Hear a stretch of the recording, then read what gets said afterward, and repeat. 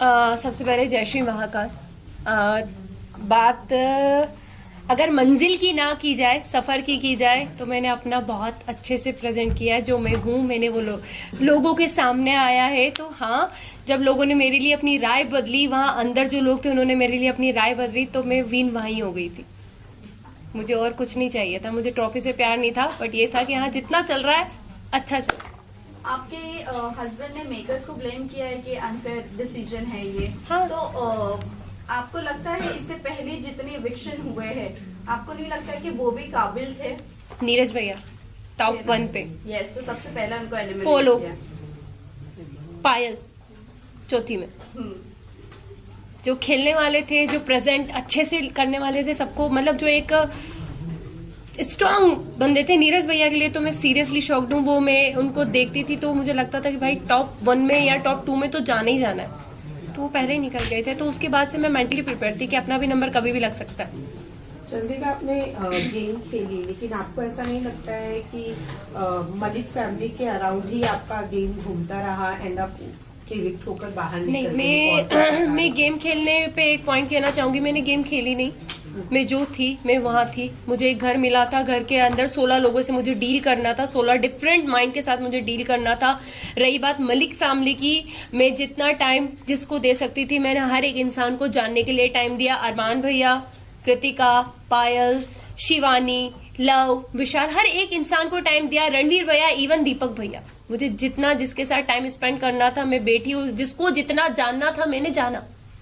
चंद्रिका, कहीं ना कहीं आपने विशाल को बहुत ज्यादा डोमिनेट किया शो में। वो हमें सामने एज अ ऑडियंस देखने को भी मिला। बहुत ज्यादा आपने च्युइंगम की तरह उसे खींचा, जो कि कहीं ना कहीं वो गलत ही हमें दिखा। और जहां तक अरमान मलिक की बात करें, उन्होंने थप्पड़ के बाद उनका रिएक्शन आना बंद कर दिया, बट आप बार बार टोन कर रही थी विशाल को। अगर विशाल के बाहर के, अगर मुंबई के ऑडियंस देखी जाए, तो विशाल को कहीं ना कहीं सब जानते, एज अ मीडिया फ्रेंड हम भी जानते। आई थिंक वीडियो सभी के सामने बाहर आया था, ठीक है। हम 16 लोग जो एक घर के अंदर होते हैं, हमें नहीं पता बाहर क्या जा रहा है क्या नहीं जा रहा।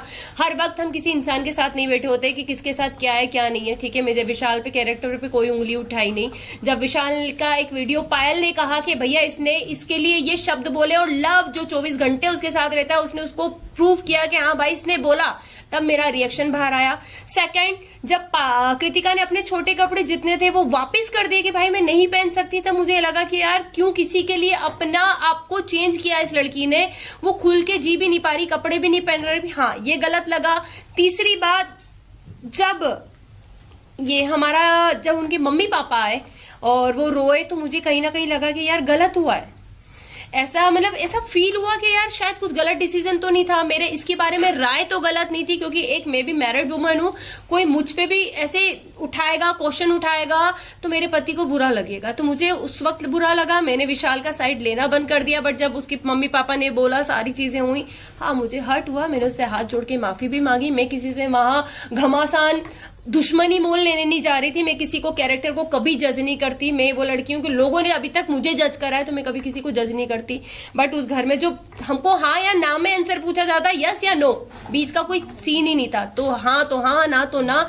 बट जब मैं बाहर निकली हूँ और विशाल के कुछ वीडियोस मुझे दिखे हैं, और आई थिंक आप लोगों को भी दिखे होंगे, सबने अपनी अपनी राय दी थी और मैं अपनी राय देती हूँ, विशाल ने गलत किया।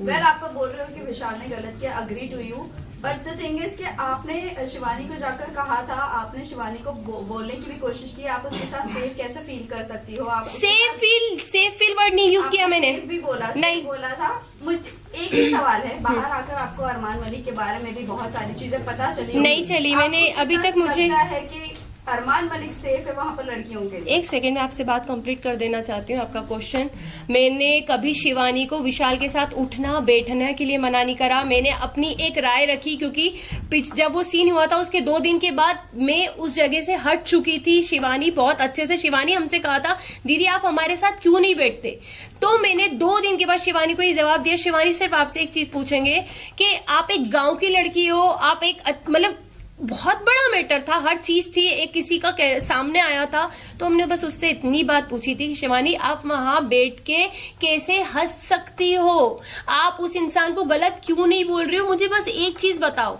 मैंने उसको बैठने के लिए मना नहीं करा। सेकंड, अरमान जी की बात आती है, मैंने अभी तक कोई वीडियो नहीं देखे, मैंने मोबाइल भी हाथ में नहीं लिया है। जब उनकी सारी मैं धीरे देखूंगी जो चीज हुई है, अगर वो गलत होंगे तो मैं उन्हें गलत जरूर बोलूंगी। चंद्रिका, Last अपने question.